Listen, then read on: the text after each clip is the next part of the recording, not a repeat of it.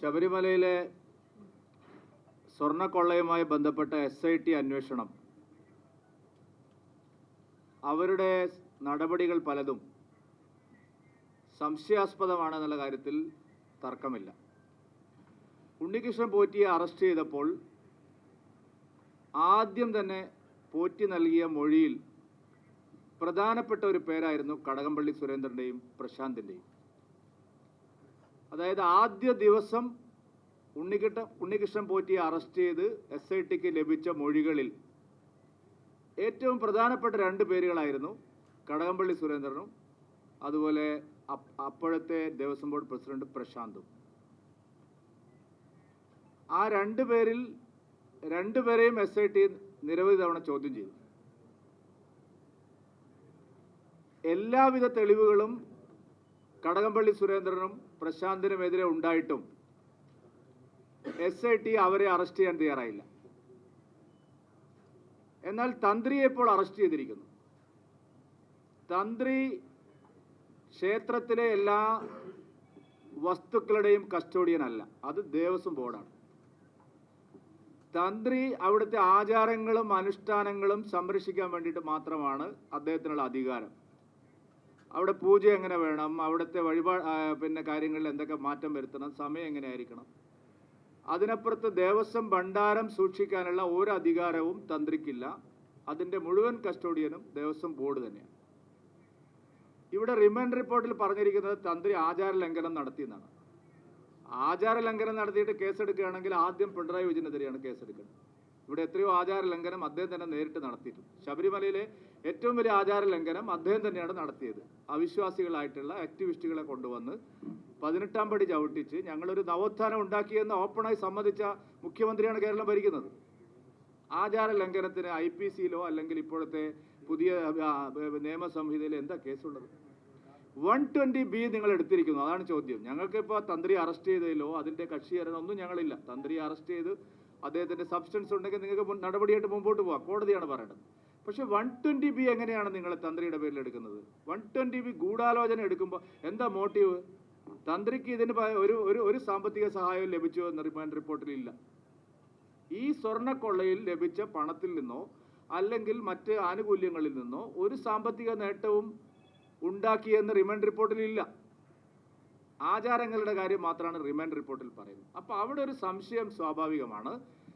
ഈ തദ്ദേശ തെരഞ്ഞെടുപ്പിൽ ഉണ്ടായിട്ടുള്ള അതിഭീകരമായ തിരിച്ചടിയിൽ നിന്ന് മറികടക്കാൻ ജനവികാരം അത്ര ശക്തമായി സർക്കാരിനെതിരെ ഉള്ളപ്പോൾ അതിനെ ഒന്ന് വഴിതിരിച്ചു വിടാനുള്ള ഒരു തന്ത്രമാണോ എന്നുള്ള സംശയം ജനങ്ങൾക്കുണ്ട്. അത് ദൂരീകരിക്കപ്പെടണം. അതാണ് ഞങ്ങൾ BJP ആലോചിച്ചിരിക്കുന്നത്, ND ആലോചിച്ചിരിക്കുന്നത്. ഞങ്ങൾ ഇതിനെ സംബന്ധിച്ചുള്ള അഭിപ്രായം അല്ല. ഞങ്ങൾ ഈ കേസിൽപ്പെട്ട ആരെയും സംരക്ഷിക്കാനില്ല, ആർക്കും വേണ്ടിയും വക്കാലത്തിനില്ല. പക്ഷേ ഈ കേസിൽ സംശയങ്ങൾ ധാരാളം ഉണ്ട്.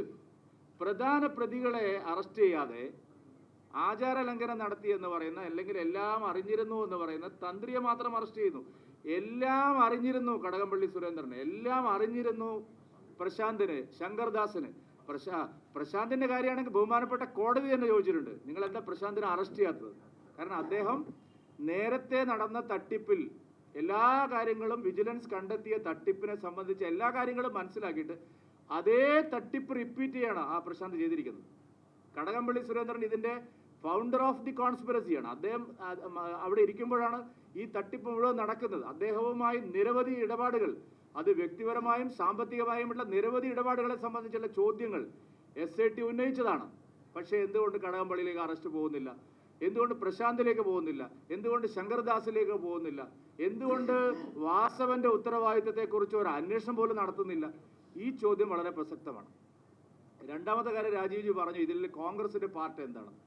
കോൺഗ്രസിന് ഇത് ശക്തമായിട്ടുള്ള ബന്ധമുണ്ട്. കാരണം ഈ സ്വർണ്ണക്കൊള്ള നടക്കുന്ന അതേ 2017 അടൂർ പ്രകാശും ആന്റണിയും, അവർ ചെറിയ വ്യക്തികളല്ല, ചെറിയ മീനുകളല്ല. അവർ കേരളത്തിലെ UDFന്റെ കൺവീനറാണ്. ശബരിമല നിലനിൽക്കുന്ന പത്തനംതിട്ട ജില്ലയിലെ MP ആണ്, പത്തനംതിട്ട ലോക്സഭയിലെ MP ആണ്. ഇവർ രണ്ടുപേരും ചേർന്ന് ഉണ്ണികൃഷ്ണൻ പോറ്റിയെയും ഈ സ്വർണം വാങ്ങിയ വ്യവസായിയെയും എന്തിനാണ് സന്ദർശിച്ചത്? സമയം വളരെ പ്രധാനപ്പെട്ടതാണ്. ഇവിടെ ഈ ഗൂഢാലോചന നടക്കുമ്പോൾ തന്നെ മാർക്കറ്റ് കണ്ടെത്താൻ ഉണ്ണികൃഷ്ണൻ പോറ്റിയും വ്യവസായിയും സോണിയാഗാന്ധിയാണ് സമീപിച്ചത്. അതിന് കാരണമുണ്ട്. സോണിയാഗാന്ധിയുടെ സഹോദരിക്ക് ഇറ്റലിയിൽ രണ്ട് പുരാവസ്തു ഇതുപോലുള്ള വിഗ്രഹങ്ങളുടെ കച്ചവടം നടത്തുന്ന സ്ഥാപനമുണ്ട്. ഞങ്ങളത് എവിടെ വേണമെങ്കിലും പ്രൂവ് ചെയ്യാൻ തയ്യാറാണ്. പ്രസാദം കൊടുക്കാനാണെങ്കിൽ ഉണ്ണികൃഷ്ണൻ പോറ്റി പോട്ടെ, ഈ വ്യവസായിക്ക് എന്താ പ്രസാദം മന്ത്രച്ചരട് കെട്ടിക്കാനായുള്ള? അപ്പോൾ എന്തിന് വ്യവസായിയെ കൂട്ടിക്കൊണ്ടുപോയി? ഇതുവരെ രമേശ് ചെന്നിത്തലയോ VD സതീശനോ ആ കാര്യത്തെക്കുറിച്ച് മറുപടി പറഞ്ഞില്ല. കാരണം ഈ വിവാദം പബ്ലിക് ഡൊമൈനിൽ കൊണ്ടുവന്നത് ശ്രീമാൻ രമേശ് ചെന്നിത്തലയാണ്. അദ്ദേഹത്തോടാണ് വ്യവസായി പറഞ്ഞിരിക്കുന്നത് 5000-10,000 കോടിയുടെ ഇടപാട് നടന്നിരിക്കുന്നു, ഇത് പുരാവസ്തു കച്ചവടമാണ് നടന്നിരിക്കുന്നത്, ഇത് ഒറിജിനൽ ഗോൾഡിന്റെ വിലയുമായി ബന്ധപ്പെട്ട ഒരു അഴിമതിയല്ല. നമ്മൾ കണ്ടു, വ്യാളി രൂപം അവിടുന്ന് പോയിരിക്കുന്നു, ശിവപ്രതിമ പോയിരിക്കുന്നു, ഗോളക, അതിന് അയ്യപ്പന്റെ മൂലവിഗ്രഹത്തിന് ചുറ്റിലുമുള്ള ഗോളക പോയിരിക്കുന്നു, അതുപോലെ ഈ ദ്വാരപാലക ശില്പങ്ങൾ പോയിരിക്കുന്നു. അപ്പോൾ ഇതൊരു വിഗ്രഹ കച്ചവടമായിട്ടാണ് നടന്നിരിക്കുന്നത്. BJP പറഞ്ഞതല്ല, ബഹുമാനപ്പെട്ട കേരള ഹൈക്കോടതി ഈ കേസ് ആരംഭിച്ച് 2 ആഴ്ചക്കുള്ളിൽ പറഞ്ഞിരിക്കുന്നു, അന്താരാഷ്ട്ര തലത്തിൽ കുപ്രസിദ്ധരായിട്ടുള്ള വിഗ്രഹ മോഷ്ടാക്കൾ നടത്തിയതുപോലുള്ള തട്ടിപ്പാണ്, അഴിമതിയാണ് ഇവിടെ നടന്നിരിക്കുന്നത്. ബഹുമാനപ്പെട്ട കേരള ഹൈക്കോടതി പറഞ്ഞതാണ്. എന്തുകൊണ്ട് SIT ആ നിലയിൽ അന്വേഷിക്കുന്നില്ല? എന്തുകൊണ്ട് അടൂർ പ്രകാശിനെയോ ആന്റോ ആന്റണി ചോദ്യം ചെയ്യുന്നില്ല?